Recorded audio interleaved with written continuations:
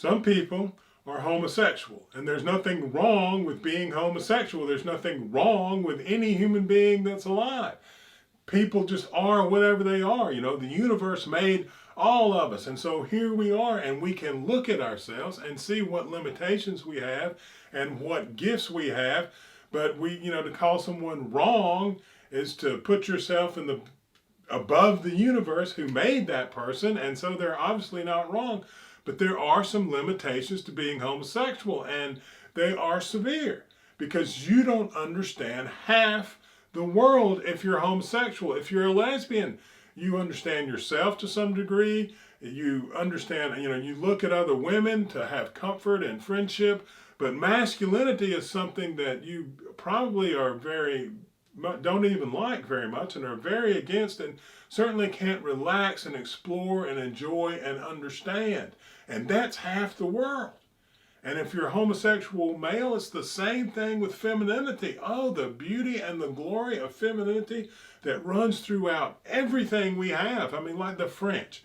They actually name objects masculine and feminine because they see how much masculinity and femininity run throughout everything.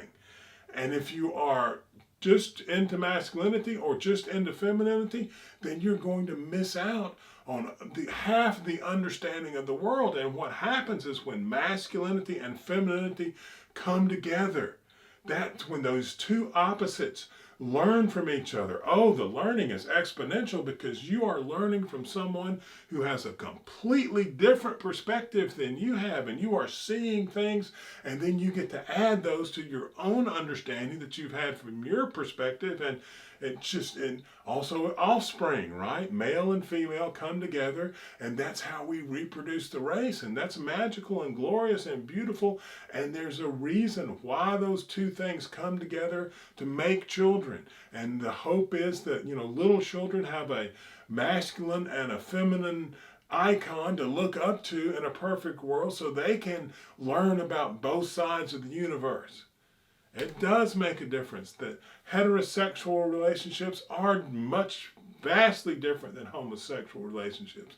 Being heterosexual does allow you to see more of the world than if you are lesbian or homosexual. And these things are not the same. We don't even need to talk about equating them, but we do need to talk about what's different. What do we hope for? What do we want for every child? And sometimes you have to take what you get, because we all do, and we all don't get exactly what we would like in a perfect world, because it's not a perfect world.